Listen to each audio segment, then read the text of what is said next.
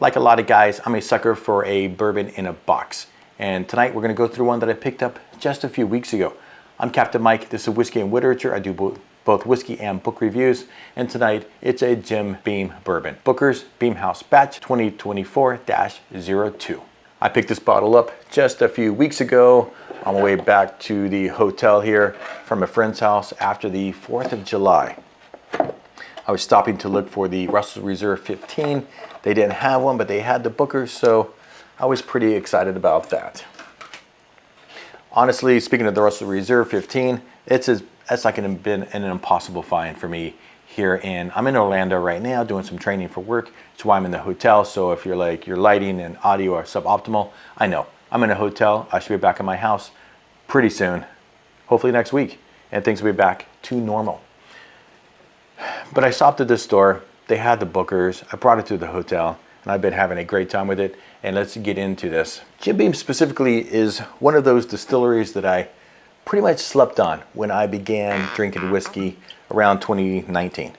I just didn't seem super interested in their products, and it wasn't really until I went to their distillery last year that I really began to appreciate Jim Beam and its products, specifically their premium products, if you will. I'm happy to have some Jim Beam White Label, or definitely the Double Oak and the Extra Aged. But Jim Beam, what they do really well, I think, is their premium products. I was really first exposed to it with the Hardin's Creek, Frankfurt, the Lineage, and the Distiller's Share. It's kind of one of their experimental series from the distilleries. I own all of the Bookers from 2023 now. I have 2024 one, now I have two, and I purchased a couple from back, say the 2022 Bookers as well. Also, Little Book, I'm definitely a fan of. And so all these products, if you haven't given Jim Beam, if you kind of poo-poo the brand, as honestly I did initially, I think you should give them a new look and see what you think about Jim Beam. Booker's, if you go way back far enough, initially was just a very small batch bourbon. Very intimate for friends and family. These days we have typically 4 batches per year of different cask strength, batch proof, if you will, Booker's bourbon. So let's do the specs and stats for this really specifically, and then get to the whiskey. It's nice they give this little card for you, included in the box, if you will. It has all the stats that you want, other than the exact mash bill of what the whiskey is. Let's just go through it. This is called the Beam House Batch.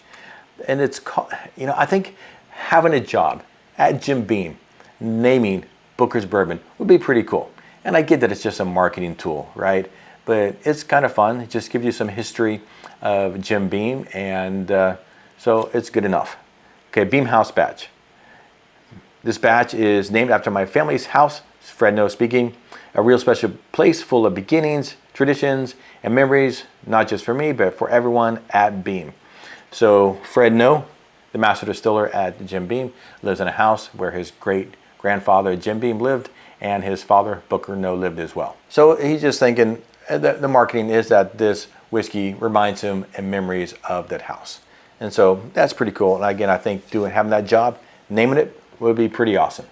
Booker's is a cask strength whiskey, meaning that barrel strength, if you will. They do not add water to it. They don't filter it. So uncut, unfiltered. I was having a pour of this with a co-worker downstairs a few nights ago. And he's been drinking whiskey much, much longer than I have. And we were talking about, I was telling him that this is 124.6 proof, and it's uncut and unfiltered. They didn't add water to it. I'm like, he didn't seem to understand. I didn't know just that the reason that Jim Beam White Label, they're all 80 proof, is because they batch all this bourbon together, then they proof it down. They add water to it to get it to 80 proof. So if you didn't know that or didn't ever thought about it, that's how, it doesn't come out of the barrel, White Label, 80 proof. It comes out at a much higher strength. They proof it down with water, they cut it, and then they put it in the bottle. So if you never thought about that, that's how that's done. Booker's, on the other hand, they batch it together, all the different barrels from the different warehouses. They don't add water to it, and they just put it in the bottle. It is also unfiltered, specifically talking about chill filtering. So a lot of the whiskeys that we purchase, they are chill filtered. And I have a very basic understanding of how that works. But they cool the whiskey down, they chill it, the fats congeal, they somehow filter that out, and that just makes it so if the whiskey gets a little, put some ice in it, it doesn't get cloudy, and just for the average drinker, it's just a little, if you will, a little smoother, a little easier drinking. There's a fierce debate about whether chill filtering alters the texture or the taste, the flavor profile of the whiskey. I tend to think that perhaps it does alter the texture, perhaps more than the flavor profile of the whiskey. In other words, it takes perhaps some of that viscosity out of the whiskey, some of that that mouthfeel that we do enjoy. Again, Booker's, uncut, they don't add water, unfiltered, it's not chill filtered. So Beam House batch, it is again 124.6 proof. Booker's these days, for the most part, you're rolling in about 7+ years. This one is 7 years, 2 months, and 22 days old. So I assume when you're age state of whiskey, that is going to be the youngest whiskey that is in the bottle. So they have 5 different whiskeys that are blended or batched together in this batch, and so that would be the youngest age of the whiskey in there. Now Booker's, they comes from different warehouses. I don't know enough about the different warehouses to be excited about, oh, 14% of this comes from warehouse Z. I don't know warehouse Z from warehouse 3. It doesn't make a difference to me. I don't get excited about that. If you have a favorite Jim Beam warehouse, let us know. I'd be interested if you actually kind of follow that sort of stuff, if you get excited about where it comes from. I do understand. And if you haven't thought about this, and this was really illustrated last year in Hardin's Creek, the release from Jim Beam. They had the Claremont, Frankfurt, and Boston. So they took the same exact whiskey, and they, on the same day, put it in 3 different warehouses in 3 different parts of Kentucky, 3 different microclimates. And then after quite a few years, they took it out, and the idea was to see how aging a whiskey for an extended period of time in different locations does change it. So I do understand that having the whiskeys from different warehouses, it does change it. But I just don't know enough about the separate warehouses to be really crazy excited about that. Now they do take this from the higher floors of the warehouses, if you will. Not the highest, but we have 14% comes from the 5th floor of a 7-story warehouse. Another 19% also comes from the 5th floor of a 7-story warehouse. You have 2 whiskeys come from the 4th floor of a warehouse, and the last one, 25%, comes from the 7th floor of a 9-story warehouse. So that's in the moderate, in the mid to upper regions of the warehouses. So we know down lower, there's less temperature variation, humidity, so there's less, if you will, cycles in and out of the barrels. So you can actually say it kind of ages the whiskey more slowly when it's very low. So up higher, you have more angel share, more evaporation. And so we're kind of at the mid to higher levels for the Booker's bourbon. And that's really, if you think about it, it's a nice sweet spot for the whiskey. MSRP on Booker's is $99.99. I did pay $109.99 for this bottle, and I'm okay paying just a slight premium on that. I wasn't looking for it. I walked into the store, it was on the shelf, and certainly for 10 extra bucks, I'm happy to pick that up. I think when you come across a Booker's, between $10 and $15 above MSRP, I certainly would almost all day, every day, be willing to shell that out for a bottle. Once you start getting above that, then maybe I'm starting to hem and haw a little bit about whether I would pay a premium for that. And even the past bottles, so some whiskeys, the older they get, you find them on the shelf, the prices go way up. Think Blood Oath.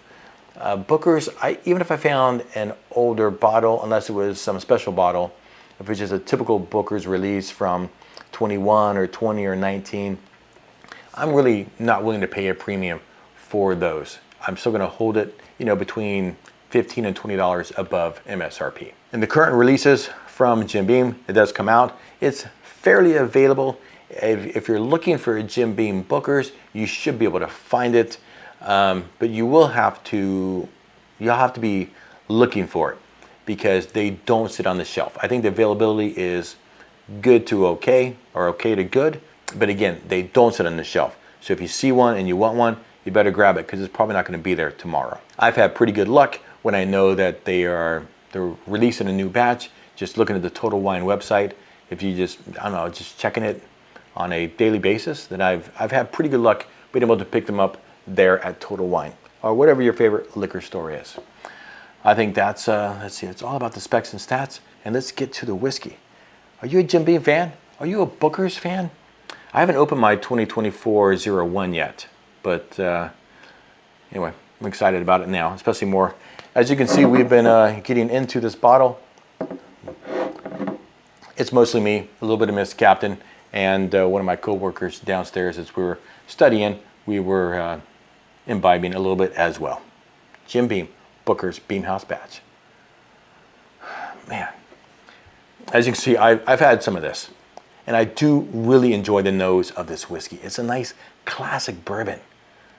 It's warm and inviting.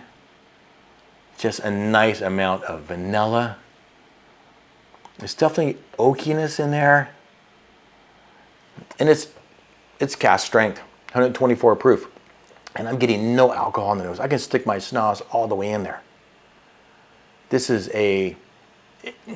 it's a Beam House batch.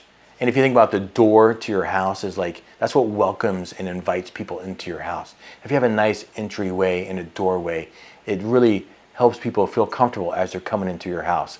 And I feel like that's the way the nose is on this whiskey. I mean, from the visual, it's a nice, they say deep amber, and I'll give them that. It's a nice, rich looking whiskey. It's a rich smell. It's not overly complex, but it's just, again, warm and inviting. This is a nice one. Cheers, guys. Jim Beam Booker's.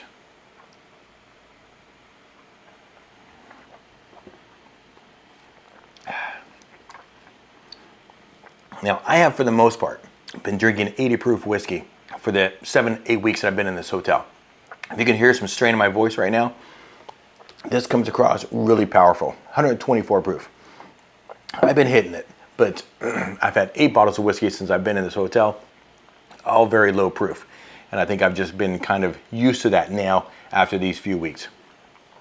This is a very nice whiskey. But to me, that first sip is always, it just hits pretty powerful. But after that initial hit, it's just leaving me with some sweetness. It's just an overwhelming amount of sweetness from this Booker's bourbon.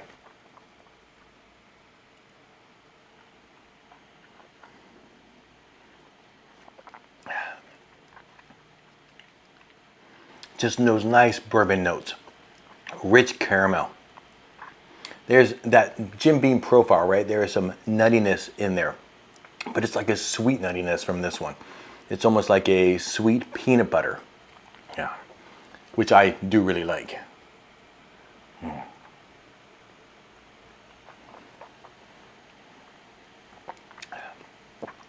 Just taking small sips here, because this is overwhelming me, to be honest with you. Definitely some oakiness on there.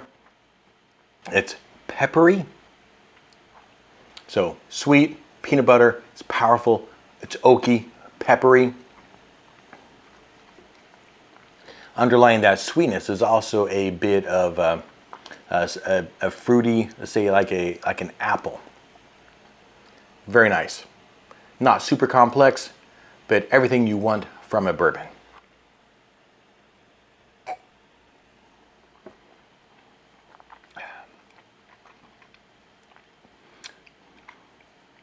It is slightly astringent. While it is sweet, it's also leaving me with a drying in my mouth. I think it's just, a lot of these cask strength whiskeys do that for me. Just leave me like the alcohol is evaporating or whatever, just leaves with a drying feeling in the mouth. But initially the mouthfeel is very nice. It's kind of oily and viscous, but then it drops off and leaves me with a nice amount of, it's almost like a butterscotch, but with a pepperiness as well. I'm a fan. I regret now not having opened my 2024-01. I think as soon as I get back home, where all my whiskey is, except this one bottle, definitely gonna get into that Booker's 2024-01. Okay, so I'm definitely a fan of this bourbon. And my buddy downstairs was also a fan. Mrs. Captain, She's more of a rye girl, and I'm more of a rye guy. But even she was giving a thumbs up to this Booker's once she got past that initial hit. I do think there's some competition, certainly for Booker's. Just a couple of weeks ago, actually the week before I picked this bottle up, I picked up the Elijah Craig B524 and the Larceny B524. Both of those are barrel strength, and they come in close to, if not above, where this Booker's is at. You have the Knob Creek 12-year, I mean even the 9-year is older than this whiskey. You go to the single barrel, that's from Knob Creek, is excellent. All these whiskeys are cheaper than the Booker's. I mean, dare I say as well, the Jack Daniel's single barrel proof, that also runs about 70 bucks and also is high strength. I mean, we're talking 125 to 135 proof for those. So a lot of it depends on what your profile is, of course. Do you like the Jack Daniel's? Do you like the Jim Beam? Do you like the Wild Turkey Rare Breed? That would be a good substitute. I mean, 116 proof. It's older than this one, or at least it has some older whiskey in it. It's just completely different flavor profile. So if the Jim Beam profile works for you, like that's something that you like, then the Booker's is where it's at. I mean, to me, it's the pure essence of Jim Beam, right? Again, Jim Beam, uncut, unfiltered. Booker's bourbon. So definitely, I'm a fan. And I think if you are willing to, if this is your kind of profile and you see it on the shelf, certainly for at or very close to MSRP, and I know some guys in the Bay here have picked them some up as low as $89, then definitely that's a buy for me. Between $90 and say $115, that I think would be definitely a sweet spot for Booker's. Starting to get beyond that, I would question whether or not I would actually pick it up. And to be honest with you, I actually prefer the little book to the Booker's, at least some of them. Simply because it's more innovative, they're different. The last batch of Little Book was more of a rye whiskey. It was a rye forward whiskey, and that's more of my jam. I do appreciate it, though it is more expensive than the Booker's. So you have all these options, but definitely Booker's, if you're a fan of bourbon, should be on your shelf. Guys, that's all I have for you tonight. If you've enjoyed the video, like it, subscribe to see more of my content. Again, I do both whiskey and book reviews. Thanks for sticking with me through these 2 months as I've been in the hotel here. I do appreciate everybody sticking with me, and we'll be back to our regularly scheduled back at the house here in the next week or so. So, all right, my guys, you know what to do. I hope you're reading something good and drinking something great. Turn the page and stay thirsty, my friends. Cheers.